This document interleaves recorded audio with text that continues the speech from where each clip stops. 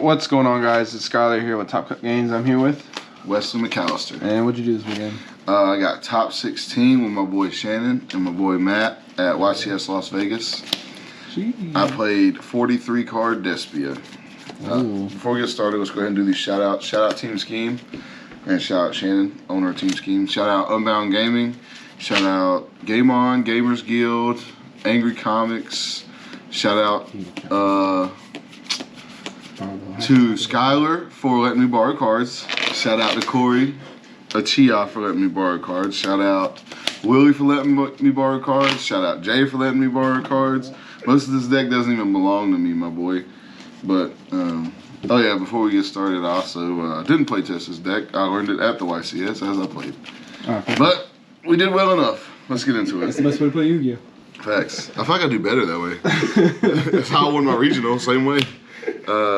3 Aluber, of course, 1 Tragedy, 1 Ad Lib. That's all the Despia names you really need to play. Because they're not, like, this is good to get you your branded fusion, but then these are just kind of like niche extenders and stuff. 2 Fallen Albaz, you have to play the 2. You don't want to play 3 because it gets bricky, obviously, and you can't play 1. 1 Cartesia, 1 Spriggan's Kit, 2 McCurrier, 1 Albion. Not much to say about this. I kind of want to try playing 2 of this. 1 seemed like enough in theory, because like I said, I didn't play test this deck. And I mean, it was obviously enough. We got the top 16, but I wanted to win, so it actually wasn't enough. But there was a lot of times that just having this for extension is crazy, because I play Fusion Deployment. So I'll just summon Cartesia to get the extender. So I think I'm gonna bump this up to 2 and at least give it a shot. But the rest of this was fine. It was fine. It did brain and stuff. I saw people cutting this to 2 or cutting this to 1, and they were like, you don't really need the second one if you play right. But I don't know if the term is necessarily play right. It just kind of depends on what your hand is. Because I had this to play around Nib all day, and I mean, that just seems kind of crazy. I was expecting everybody to be main Nib. 2 Lebellion, 2 Magnum Mutt, 3 Sornier for the Bestial package. That is very heavy. This is probably heavy compared to what other people were playing, but this card is really good in this deck. I don't know where people get the opinion that it's not. This is like the best Bestial in this deck. And I just wanted to have enough Bestials to stop the Gimmick puppet lock, and also to have with a branded fusion or an Aliber, because anyway, the branded fusion plus Bestial is like crazy combo. But yeah, I might cut this to 1. I don't know, because it did get banished once and it came up. And there was a lot of times I'd make like Albion, just go Albion, dumping this, and then not use the effect of Albion, and then send the Albion to summon this to just gain advantage, so the in-step Albion will be able to add or set. But yeah, so I might try that at 1, but it seemed really good today. I could probably cut back on the Bestials, but I don't know. They worked out for me. I don't think I ever drew them and was upset about it. 3 Nibiru. This card stayed in my hand. I punished so many people today, which is weird because I thought we were at a consensus as a community that people are going to be maining Nibiru, but apparently not everybody got the memo. People just putting you on Better Habit. Yeah, they put me on Better Habit, and I had it. I had a cash player go summon 5 times. It was couch trying to go do that lock 9 zone stuff. I didn't even know you could do that, because he didn't do that against me either the times we played. But he went summon 5 times, activate Theosis, targeting one of his caches, and I just chain Nib. So I mean, I guess we were just putting you on Better Habit, and you better have it, I guess. Lucky for me, I had it all day.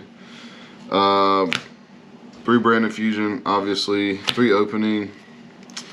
I saw people, I heard of people cutting this like to 1 and then playing like a call by and a gold sart, which is fair enough, I guess, because their argument was like, it's bricky to draw multiples, but if I draw multiples, I'll just discard the other one off of the opening.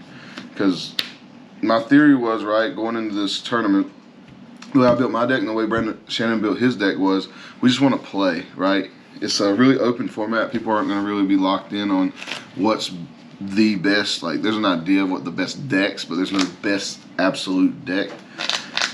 So I feel like it was going to come down more to skill, and I'm confident in my skill level. So I was like, if I can play, I can win. So I don't care about drawing multiples of these. As long as I draw one so that I can play, we're fine. And the third effect will be coming up. Yeah, the protect effect does be coming up. One branded regain.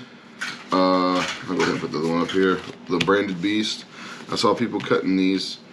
I get it. They aren't like combo starters or whatever, but they came up a lot to out back row. They're super good against cash. This one wasn't really necessary so much. I could probably cut this, but I mean, it's just free plus. But this one, the branded beast, was crazy yesterday. It outed back row, outed monsters. So many times people went activate birth, and I just flipped this and popped it. Even hard drawing it, like, that was also another good thing about playing so many bestials. So like, even when I would hard draw, like just a Sorenir with this, that would allow me to dump cards to then play next turn. Yeah. I could dump like a Retribution and add back a Branded Fusion or something engraved. So I was completely fine with hard drawing that with all the bestials I was playing. One branded red, branded white, branded lost, and field spell. Field spell. I know it seems weird, and it might be incorrect. Again, I didn't play test this deck. I learned it as I played. But I just wanted another extender, right? Because branded fusion getting ash is so painful in this deck. That's this deck's like main weakness, get ash on branded fusion. So I was like, I want any other searchable extender, which is why I played this and I played this. A lot of people cut. I heard a lot of people bitching about this card suck, which apparently they suck because this card's good. And I didn't see anybody playing this. This was just something I was like, it's a free extender, it's searchable, instead of playing like a poly or something like that. And obviously Brandon lost crazy. This won me so many games. If this sticks and my Branded Fusion resolves, you're almost never winning that game. I also thought about upping Branded Red to 2, but seems like it can be kind of bricky. 3 Super Poly. I main decked this. I was expecting a lot of mirrors, which that was not the case. I don't think I played a single mirror that I can remember. I played a lot of cash though, and this card's crazy into cash. I even Super Poly'd a cash player into Garura when they summoned the Scareclaw and they had a Fenrir on the board. Oh, wow. It also helped me push because my third teammate Matt, he was going into long games a lot because he wasn't playing this, so his deck was a little bit more passive. Whereas I was like, I know I can't give cash too many extra turns, so I need something to give me that extra push and kill him. And I was like, well, just Super probably just does it. It's just super versatile. I played around like skill drains. I played around punishments. I played around all kinds of targeting effects. Helped me break boards. Like, Super probably is just nuts. So I know a lot of people playing this deck were playing a lore, and the theory is like, well, lore draws me 2 more cards. Well, if I take a lore out, a lore could just be those cards instead of needing to activate the lore to draw them. At least that was my theory behind it. 2 Book of Eclipse in the main. I know it seems weird, but I didn't want to go to 44 just to play the 3rd Book of Eclipse. I didn't want to go to 44 just to play another non-engine card. I felt like I was playing enough non-engine, and between the Nibirus, the Super Polys, the Book of Eclipse, and this card, the Fusion Deployments, I had enough going second cards in the main, because this card, sure you all know what it does, but basically reveal a monster, a fusion monster from your extra deck, and summon a monster whose name is specifically listed on that monster. So I was using it to summon Cartesia, but you can also use it to summon Fallen Albaz, so this is like 3 more copies of Super Poly essentially, which is just insane. So now I played 3, 6, 9, 10, 11 going second cards, and then Fallen Albaz in and of itself is a Super Poly, so it's like 13 going second cards kind of. But yep, that card was nuts, and the 1 Retribution. You have to play this. This card's insane. Follow-up crazy. Extra deck. I was about to do side. Extra deck. 2 Mirror Jade, 2 Albion, 1 Lebellion, I played 2 of the Ringworm and 1 Granganol. I played 2 of these because I didn't want to play the, what's his name? Dark Magician Dragon Fusion. Dragoon? Dragoon. I didn't want to play the Dragoon because I didn't want to put the extra brick in the deck with the Dark Magician. So I didn't play Dragoon, so this was my way to help out the cash board along with my Super Polys and my Nibs and Book of Eclipses. And it worked fine. The only cash player I lost to was Dominic Couch. I lost in Swiss and I lost in top 16 to him. He just had everything. And every other cash matchup I just donkey punched him. So it seemed like enough, honestly. I might need to try. I mean, I'm still testing because I didn't test this deck at all. I just learned it on the fly. But like, I might need to up this to 2. I don't know. We'll see. Maybe I only need 1 of these, but if I only play 1 of these, I feel like I'd have to play the Dragoon at that point because it helps break the board. 1 Coitus to summon off a Granganol. I might change this into the other guy. I don't know his name, the real big guy that can summon extract monsters from your opponent's graveyard. He seems really good. 1 Masquerade. It's just a generic fusion. I was super polying my Despia monsters off the board to make this to help break boards. And I mean, I guess it burns in time, but I never used it for that. It was never going to time. Yeah, I actually did. I actually only went to time once, and it was against a trap deck, and that's because both times I was never in a losing position. Both games we ended up drawing. But yeah, so I went to time. 1 of this guy, he's just a target to send off a Mare Jade. I mean, if I play against Dragon Link, I guess he can help me out the Dragon Link board, but other than that, he's just a target to send off of Mare Jade to search a branded fusion. 1 Chimera. This card was insane all week. I popped so many cards, drew so many cards, it was nuts. Draco's Pelia, Garura, and King of the Swamp because I played Super Poly. I only made Garura once, but it killed my opponent. I made this like twice. I Super Polyed into this like twice. Mostly though, I was just Super Polying into like, just to dodge effects and stuff. I was Super Polying like into this or something like this. That was basically what Super Poly was doing. 1 change I do want to make in the extra is I want to put in the try the Spriggan fusion. I don't know its name, but it's a way to play through Contact Seed. I did not get Contact Seed all day yesterday. I guess not everybody was on it, which is weird because it seems really good. I guess I just didn't know about it or think about it, but that's a way to play through Contact Seed because I still want to respect it because Contact Seed can just end your turn with this deck if you don't have anything to go into when you normal summon your Albert. Side 3 Contact Seed. Shannon informed me of, or put me on this card before, like the night before the tournament. And apparently, I guess I'll give him his credit. Apparently, he got that idea from Chris Lofton. I guess shout out to you, you bum. You're still garbage. Yeah, this card was nuts all day. I gave it to cash players all day, and they just stared at it. I had 1 dude go Special Summon Unicorn. Normal Summon Ibly, thought he was being cute. He had already Pot of Prosperity. I was like, hold this Contact Seed, and just had to pray he didn't have Dampa. He banished his Dampa. He didn't play around it, so hard punish. He obviously lost that game. He lost that match. The 3rd Book of Eclipse, because cards are super good. I couldn't find space in the main, but I gotta play the 3rd. 3 evenly matched, and 3 twin twisters for the back row decks. Even though, if you're playing a purple deck, I think your IQ is the room temperature, and your deck is bad, I still have to respect it. Because I don't want to have to go tell my friends that I lost to your purple cards. So we play these, so that you never win. Did you think Twin Twister was a good call with Runic being big in this format over Cosmic? Runic wasn't big though. Was it? No. I saw a couple Runic decks there, but the Runic spells just aren't good. Because like, going into a cash board, if they set the Macrocosmos, a lot of them are playing Lance now. Or a lot of the top lists are playing Lance. So like, if you don't get to negate it, your stuff's not going to grave. And then now that field spell doesn't do anything for you, so you don't get the main purpose of it, which is the advantage. Yeah. I just played Twin. Twin wasn't for Runic. Runic's not real. Twin is for Labyrinth, even though that deck's barely real, and any kind of stun decks.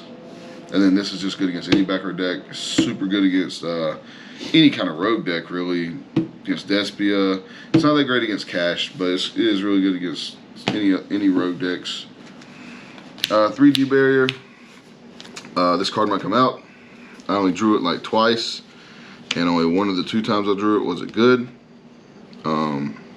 In theory, it's nuts, but if I'm not gonna draw it, and when I do draw it, it doesn't perform every time, then what's the point of playing it? So this might come out. I don't know what it'll become. Heck, I don't know. It might become crossouts or something. I don't know. We'll see. And then I played Expulsion and the Gimmick Puppet Nightmare Lock. This is gross. It's just gross. But I mean, I was trying to get my first YCS top, so whatever it takes. What do you want from me? I'm trying to get my first YCS top. What do you want me to do? But I only did this once. It was the only time I pulled it off. The other times I set it up, my opponent just scooped immediately. I did to a Sprite player, and I looped it. So the way I was doing, I was playing around Bestials just in case. So I would go summon like any fusion. It literally did not matter to me. A lot of times though, what I'll do is I'd like, if I started like an Albert, I'd end on like a Marajade, and then go Marajade, send Albion, banish the Aluber. So I only have one fusion monster, and then this will set like a branded in red or something. So, or add branded fusion for follow-up, whatever. So I only have one fusion monster, and then I'll tribute this and give them this, and then I would summon whatever, whether it be, if I had like an Albert, I'd summon an Albert. If I had a Fallen Albaz, I'd summon Fallen Albaz, and then I could make Lebellion, make another Mirrorjade on my opponent's turn if I felt like it. But I was doing that specifically with only one monster to play around the Bestials, so that they could, because if they get rid of any of your targets with this, then it doesn't resolve. So like, if I couldn't get both targets banished that I wanted, or get this banished before I activate this, then that was my way of playing around the Bestials. That way they couldn't, that way this was resolving no matter what. Okay. Going further into the format now, do you think, how do you feel about branded Despia?